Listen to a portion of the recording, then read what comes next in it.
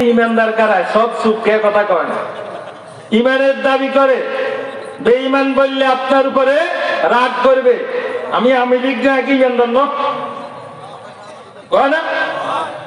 আমি কি ইমানদার না? আরে বেড়া, তুই ধর্ম নিরপেক্ষতা কায়েম করে পুরা কোরআনের বিরুদ্ধে আন্দোলন শুরু করেছস, তুই কি ইমানদার? ঠিক না বলেন?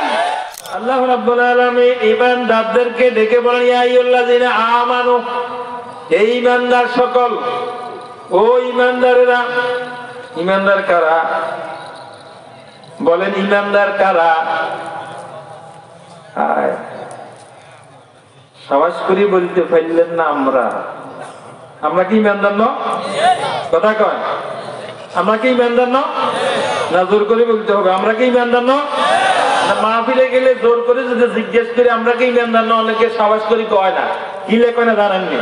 কারণ আল্লাহ কাছে কাদ আফলাহাল মুমিনুন, ইমানদার হলে শেষে সফল। ইমানদার যারা সফল তারা। এটা কার কথা?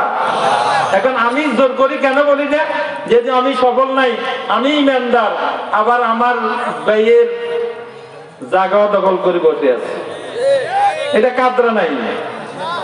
ইমানের দাবি করে ভাইয়ের জমিনে দখল করে।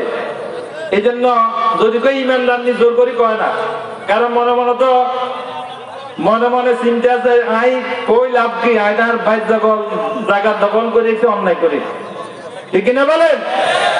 ইমানদারের দাবি করে বোনের হক দে না।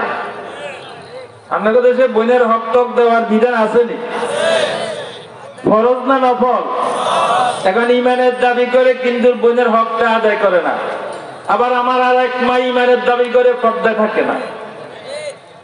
এই জন্য এই যে জিজ্ঞেস করছি ইমানদার কারা? সব সুখে কথা কয় না, ইমানের দাবি করে। বেঈমান বললে আপনার উপরে রাগ করবে। আমি লীগ না কি ইমানদার ন কয় না? আমি কি ইমানদার না?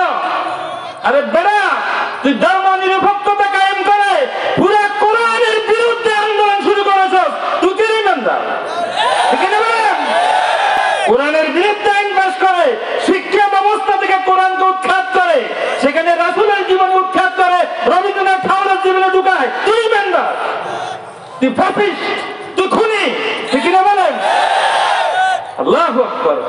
এখন এই যদি জিজ্ঞেস করি ইমানদার কারা, তখন জবাব দিতে একটু দেরি হয়, কারণ আমরা তো ইমানের দাবি করি। আল্লাহ কো কাদ আফলাহাল মুমিনুন, ইমানদার যে সফল, সে সফল মানে সে জান্নাতি।